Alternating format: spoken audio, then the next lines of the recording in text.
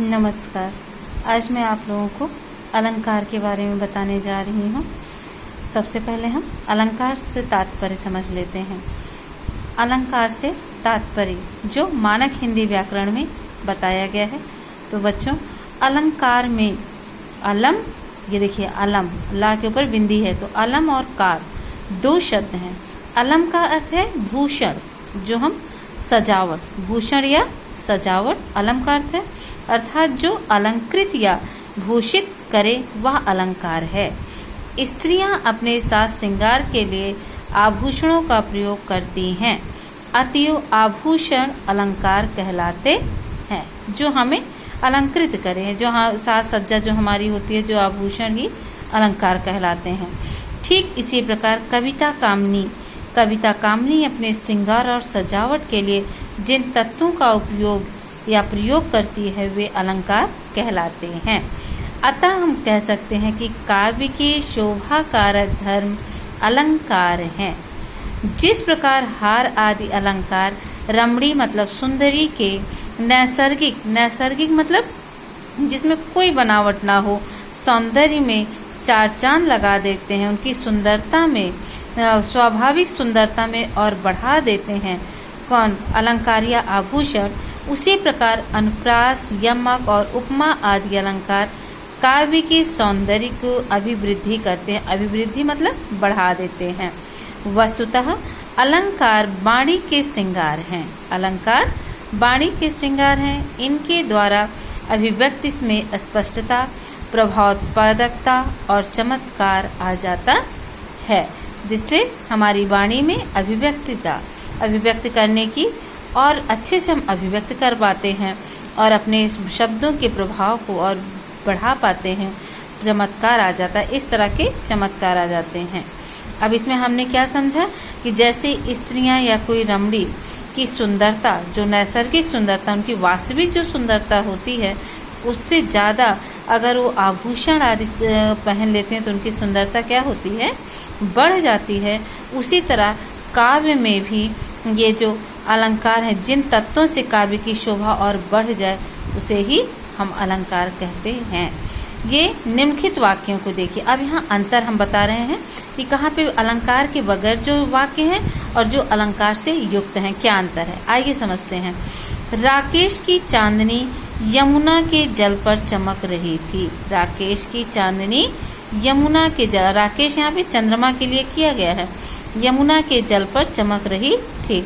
चारु चंद्र की चंचल किरणें चमक रही यमुना जल पर। अब ये ज्यादा अच्छा है ना, क्योंकि यहाँ पे काव्यात्मकता बढ़ गई है और वो जिन तत्वों से बढ़ी है, इसी को हम अलंकार कहते हैं। देखिए ये लाइन में उतनी अच्छी नहीं लग रही जितना हमें चारु चंद्र की, राकेश चंद्र आ गया और चारु में सुंदरता आ गई, तो चारु चंद्र की चपल जो चांदनी चमक रही यमुना जल पर। अगर इसी को चावण आ ज्यादा आ रहा है तो इसको यहाँ पे अनुप्रास अलंकार है। अनुप्रास अलंकार ने इस वाक्य की शोभा को बढ़ा दिया। ठीक है, इसी तरह अलंकार काव्य की शोभा को बढ़ाते हैं। अब देखिए इसके अंतर को देखिए। उसकी आंखों से आंसू बह रहे थे। अब उसकी आंखों एक सामान्य सी लाइन है, लेकिन अगर इसमें इसकी सौंदर्य को बढ़ाया रहा है, ये लाइन सावन के बादलों से उसकी आंखें बरसने लगी। उसकी आंखों से आंसू बह रहे हैं, अगर हम उसी को कह दे रहे हैं कि सावन के बादलों से उसकी आंखें बरसने लगी। अब ये लाइन ज्यादा हमें अच्छी लग रही है ना, कि सावन के बादलों से उसकी आंखें बरसने लगी। पति को छोड़कर और कोई वरदान ले लो, वर को छोड़ और वर ले लो। अब इसमें तीनों उदाहरणों में आपने अंतर समझ लिया होगा कि एक साधारण लाइन और एक अलंकार से सुशोभित लाइन का अंतर आप देख लिए होंगे कि अलंकार कैसे काव्य की शोभा को बढ़ा रहा है।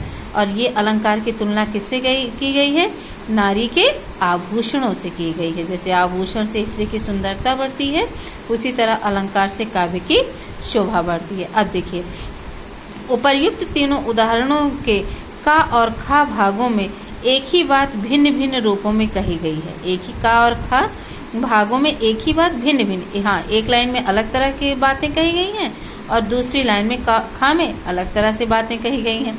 स्पष्ट है कि का की अपेक्षा खा में कहीं अधिक सौंदर्य है। मैंने बताया था ना कि का की अपेक्षा खा में कहीं अधिक सौंदर्य है। इस कारण ये है कि खा भाग में अलंकार के प्रयोग से, मैंने कहा था ना कि अलंकार के प्रयोग से, यहाँ पे अनुप्रास अलंकार के प्रयोग से हो गया ना, अलंकार के प्रयोग से के ने चमत्कार और सौंदर्य उत्पन्न कर दिया है।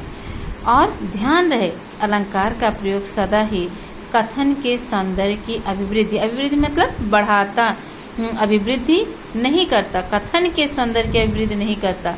ध्यान रहे कि अलंकार का प्रयोग सदा ही कथन के सौंदर्य की अभिवृद्धि नहीं करता। कभी कभी कोई अलंकार विहीन कथन भी अपनी सहजता और सादगी में मनोरम लगता है।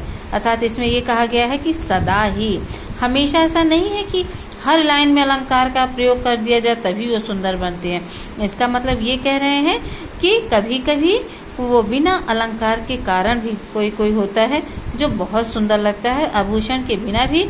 उसी प्रकार यहाँ पे भी काव्य में भी कहा गया कि कभी कभी कोई अलंकार विहीन कथन भी, कथन अर्थात कवि जो कह रहा है, कोई अलंकार विहीन कथन भी अपनी सहजता, अपनी सरलता और सादगी के में मनोरम, मनोरम माने सुंदर लगता है। और यदि उसे अलंकारों से लाद दिया जाए, यदि उसे आभूषणों से लाद दिया जाए तो उसकी स्थिति ऐसी हो जाती है जैसे किसी नैसर्गिक रूप से सुंदर युवती को आभूषणों से लाद कर भौंडी और कुरूप बना दिया गया है। ये भी सही है कि हर कथन जरूरी नहीं है कि अलंकार से सुंदर प्रतीत हो।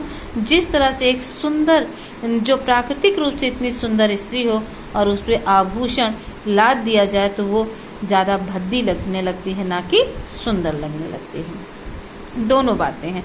कहीं कहीं अलंकारों से काव्य की शोभा बढ़ जाती है और कहीं कहीं एक सुंदर और सादगी भरी लाइन भी बहुत ही पाठकों को बहुत ही अच्छी और रुचिकर लगती है।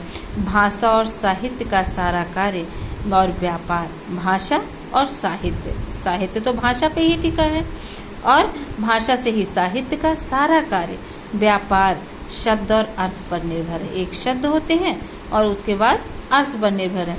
अतएव विशिष्ट शब्द चमत्कार अथवा अर्थ वैशिष्ट ही कथन के सौंदर्य की अभिवृद्धि करता है।